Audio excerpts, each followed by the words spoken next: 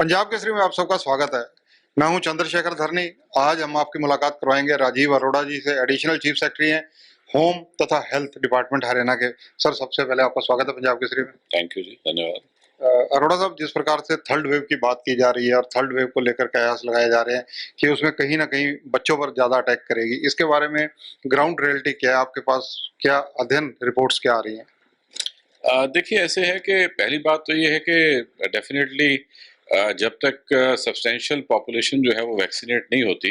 तब तक ये वेव्स इन सम फॉर्म और द अदर तो आती रहेंगी। और जहाँ तक बात है कि ये बच्चों के ऊपर वो करेगी, मैं ये कहूँगा कि जो वल्नरेबल सेक्शंस ऑफ सोसाइटी हैं वो तो पहले से भी वल्नरेबल हैं, उनके ऊपर भी असर जो है वो तो वैसे हो ही रहा है अनलेस कि वो वैक्सीनेट हों। लेकिन इन एडिशन टू दैट जो इस बार जो एम्फेसिस दिया जा रहा है कि जो बच्चे हैं, क्योंकि वो वैक्सीनेशन वाले एज ग्रुप में भी नहीं आते हैं, तो हो सकता है उनके ऊपर भी इसका असर रहे। तो इसलिए एटलीस्ट तैयारी जो है वो पूरी रखनी चाहिए इस चीज़ को लेके कि जो अगर कोई भी सेक्शन ऑफ सोसाइटी है और खासकर जिन सेक्शंस के ऊपर अभी उतना असर नहीं पड़ा है, उनके लिए तैयारी विशेष रूप से रखनी चाहिए। इसके लिए क्या सरकार ने कोई टास्क फोर्स भी गठित की है? जी, जी। हरियाणा सरकार ने एक एसीएस हेल्थ के अंडर ही एक टास्क फोर्स का गठन किया है, जिसमें हमने जो मेडिकल कॉलेजेस के सीनियर प्रोफेसर्स हैं, प्राइवेट हॉस्पिटल्स के डॉक्टर्स हैं, Indian medical association Haryana chapter के, Indian paediatric association Haryana chapter के और हमारे director general of health services और उनके जो डॉक्टर्स हैं और जो अदर जो हमारे एनएचएम के और दूसरे अधिकारी हैं, उन सबको इसमें रखा गया है।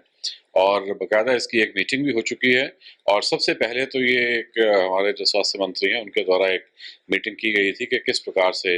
जो हमारी थर्ड वेव है उसकी तैयारी करनी है, और उसके बाद ये टास्क फोर्स के माध्यम से बाकायदा हमने जो तैयारी है वो शुरू कर दी है इसकी।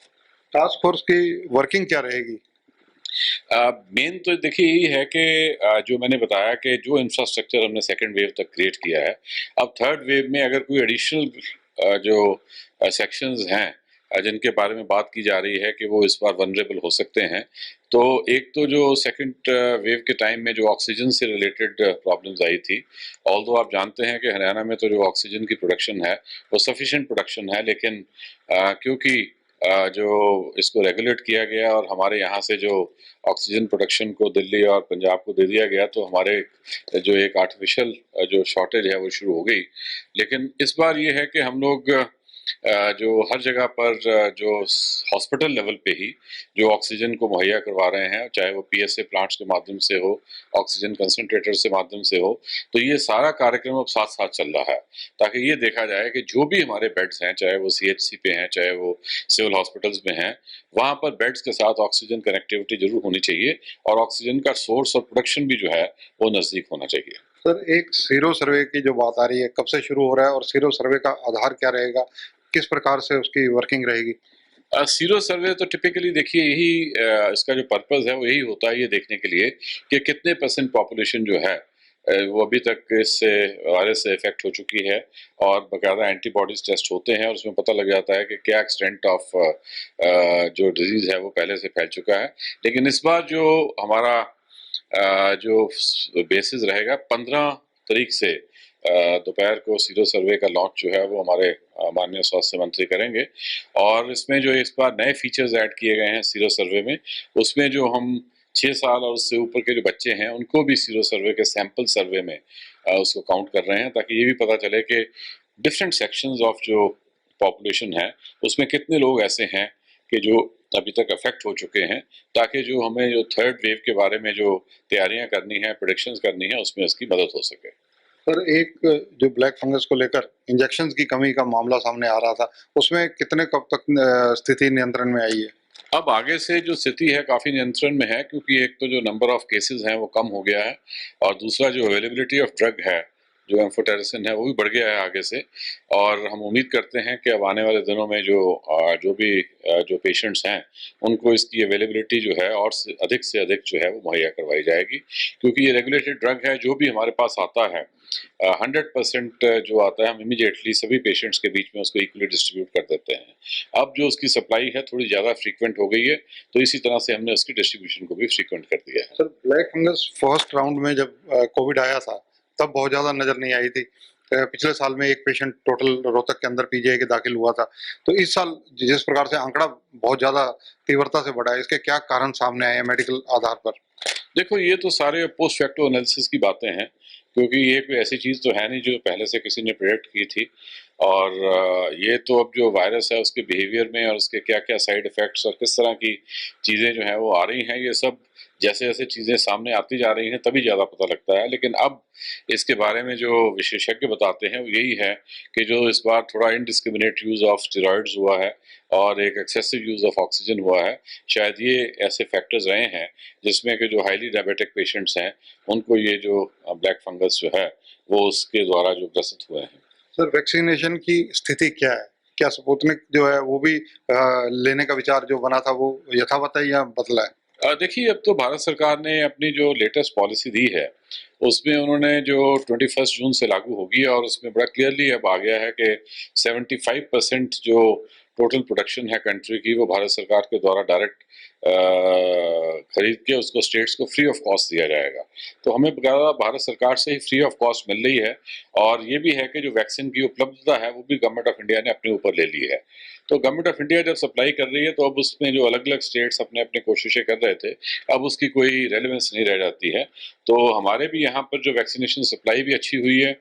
और जो एक डिवीज़न थी of the supply between central share and state share, वो भी अब खत्म हुआ है और जो भी हमारे पास वैक्सीनेशन है, पिछले 5 दिन में ऑलमोस्ट 1 लाख लोग जो हैं वो डेली वैक्सीनेट हो रहे हैं और अब तक 64 लाख डोजेज़ लग चुकी हैं, मोर देन 64 लाख डोजेज़, जिसमें 54 लाख डोजेज़ जो हैं वो फर्स्ट डोज की हैं और बाकी 10 लाख से ज़्यादा जो है वो सेकंड डोज की हैं। तो हम उम्मीद कर रहे हैं कि 21 जून के बाद और ज़्यादा जो हमारे पास अवेलेबिलिटी होगी और जो हमारी जो वैक्सीनेशन की जो एक कैंपेन है, वो और ज़्यादा जोर पकड़ेगी, गति पकड़ेगी। सर, वैक्सीनेशन को लेके अगर चर्चा की जाए तो कुल अनुमानित आंकड़ा कितना है? जैसा कि ये चर्चा आ रही थी कि 1 करोड़ 80 लाख के करीब लोगों को वैक्सीनेशन लगेगी। उसमें बेसिकली यही है कि जो अगर हम अनुमानित पॉपुलेशन हरियाणा की देखें 2020-21 में, तो करीब 2.8 करोड़ के आसपास बनती है। 2.53 थी जो 2011 का जो आंकड़ा था। तो उसमें अगर हम 0 टू 18 ईयर्स वाले निकाल दें तो 1 करोड़ से ज़्यादा जो है पॉपुलेशन उनकी है और अभी 18 एंड अबव को लगाया जा रहा है। तो इसी बेसिस पे ये अनुमान लगाया जा रहा है कि 1.8 करोड़ जो है डोजेज़ हमें चाहिए होंगी एंड नेचुरली डबल करेंगे तो हमें उतनी ही डोजेज़ चाहिए होंगी 2-2 बार अगर करना है। तो उस हिसाब से जो हमारी अब कवरेज है वो काफ़ी अच्छी चल रही है और मैं ये उम्मीद करता हूँ कि आने वाले दिनों में ये और तेज़ी से बढ़ेगी और मेन चीज़ ये है कि सेकंड डोज के बाद अब जो खासकर 18 टू 44 वर्ग पॉपुलेशन है, जो यंगर ग्रुप है, वो काफ़ी जो ईगर है अपने आप को वैक्सीनेट करने के लिए, क्योंकि वही एक ऐसा ग्रुप है जो मैक्सिमम जो वर्क फोर्स का भी पार्ट बनता है। तो उन लोगों को ये अब पता है कि जो जो पहले जिस प्रकार की भ्रांतियाँ थी और पहले जिस प्रकार से लोगों को एक वो करना पड़ता था, मोटिवेट करना पड़ता था, अब उसकी ज़रूरत नहीं है। लेकिन हम अब प्रशासन की तरफ से, अपने हेल्थ एडमिनिस्ट्रेशन की तरफ से ये कोशिश कर रहे हैं कि जहाँ तक रूरल एरियाज़ की बात है, उसको रूरल एरियाज़ में बिल्कुल गाँव-गाँव तक ले जाकर और ख़ासकर जो वहाँ पर वल्नरेबल सेक्शंस ऑफ सोसाइटी हैं या वहाँ पर फिज़िकली, मेंटली हैंडिकैप्ड या फिज़िकली मेंटली चैलेंज्ड लोग हैं या वहाँ पर कोई विडोज़ हैं, दूसरे लोग हैं जिनकी मोबिलिटी की वजह से वो नहीं आ जा सकते, बाकायदा उनको ट्रांसपोर्टेशन फैसिलिटी दे के उन सबको वैक्सीनेट करें। एंड चाहे रूरल एरियाज़ हों या अर्बन एरियाज़ हों, जो एक अनऑर्गेनाइज्ड इनफॉर्मल लेबर में, चाहे वो रेहड़ी लगाते हैं, फड़े लगाते हैं, ढाबे पे काम करते हैं, किचन्स में काम करते हैं, रेस्टोरेंट के किचन्स में काम करते हैं, छोटी-छोटी दुकानों में काम करते हैं, तो ये सारा सेक्शन जो है, इसको हम एक स्पेशल कैंपेन में कवर करना चाहते हैं, ताकि ये वो वाला सेक्शन है कि जिनकी जो डे टू डे जो है सारी की सारी जो इनकी डिपेंड करता है कि इनकी जो डेली जो, क्योंकि डेली वेज इनकम ग्रुप में ही आते हैं, तो ये बड़ा ज़रूरी है कि ये कोरोना से बचे रहें और प्रॉपर्ली वैक्सीनेट रहें और इनको प्रॉपर सेफ्टी प्रोवाइड करें ताकि इनकी दिनचर्या में किसी प्रकार की समस्या ना सर, आए। जैसे लॉकडाउन हुआ, अब अनलॉक की तरफ भी हरियाणा बढ़ेगा निस्संदेह, तो इसमें हेल्थ डिपार्टमेंट का क्या ध्यान है? हेल्थ डिपार्टमेंट का क्या कहता है? देखिए, हेल्थ डिपार्टमेंट का तो ये है कि जो गवर्नमेंट ऑफ इंडिया की और जो guidelines ministry of home affairs की आई थी, तो उसमें ये था कि हम बाकायदा कैलकुलेट करके बता दिया करते थे कि डेली पॉजिटिविटी रेट जो है वो क्या चल रहा है। सो जनरली ये था कि जब तक लॉकडाउन कंटिन्यू करता रहा तो उस टाइम पर 10% से ज़्यादा पॉजिटिविटी रेट जहाँ जहाँ पर भी होता था तो वहाँ पर उस टाइम पे कोई लॉकडाउन में कोई ढील नहीं दी गई। और सेकेंडली टोटल जितनी हमारी बेड्स अवेलेबिलिटी है अगर वो 60% से ज़्यादा ऑक्यूपाइड है तो इन दो फैक्टर्स को देखते हुए जो हमने, मैं लॉकडाउन वर्ड तो नहीं यूज़ करूँगा बिकॉज हरियाणा में जो वर्ड यूज़ किया गया है वो हमने जो भी कंटेनमेंट मेजर्स लिए थे उन कंटेनमेंट मेजर्स को कंटिन्यू किया गया। अब क्योंकि हमारा डेली पॉजिटिविटी रेट ऑलमोस्ट 2% से भी नीचे आ गया है तो अब धीरे धीरे करके जो है जो कंटेनमेंट मेजर्स हैं उनको रिलैक्स किया जा रहा है। लेकिन सरकार में जब इसके ऊपर फैसला लिया जाता है जो कि हमारे माननीय मुख्यमंत्री हैं, उप मुख्यमंत्री हैं, हमारे हेल्थ एंड होम मिनिस्टर हैं एंड सब लोग जब मिलकर फैसला लेते हैं तो उसमें इस चीज़ का ध्यान रखा जाता है कि एक तरफ जहां पर धीरे धीरे करके लोगों को इकोनॉमिक एक्टिविटी खोलने की जो एक इंडिपेंडेंस है वो होनी चाहिए और साथ ही साथ ये भी देखा जाए कि जो गेन्स हुए हैं इस कंटेनमेंट मेजर्स को लेके उन गेन्स को भी अभी हम अपना मेंटेन करके चलें, इन दोनों को बैलेंस बना के रखें। तो इसीलिए जो है एक ग्रेडेड वे में ओपनिंग अप है वो चल रही है। सर आखिरी सवाल, जिस प्रकार से पिछले दिनों कोविड की दूसरी लहर जैसे जैसे बढ़ी तो सरकार ने एक फैसला लिया कि हरियाणा के अंदर चाहे वो डॉक्टर्स हों, पैरामेडिकल स्टाफ हो, नर्सेज हों, इन लोगों की डायरेक्ट भर्ती हेल्थ डिपार्टमेंट के थ्रू की जाए, हरियाणा सर्विस सिलेक्शन कमीशन के थ्रू ना की जाए। तो इसमें क्या प्रोसीडिंग चल रही है, इसमें क्या प्रोग्रेस है? नहीं, एक बार तो हमने जब फर्स्ट वेव थी उसी टाइम पे ही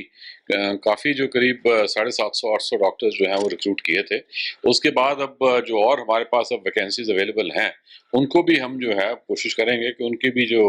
वैकेंसीज को फिल करने का काम है वो जल्दी शुरू करवाएंगे उसको भी। धन्यवाद सर। तो ये हैं Rajiv Arora, additional chief secretary हैं हेल्थ डिपार्टमेंट और होम डिपार्टमेंट के।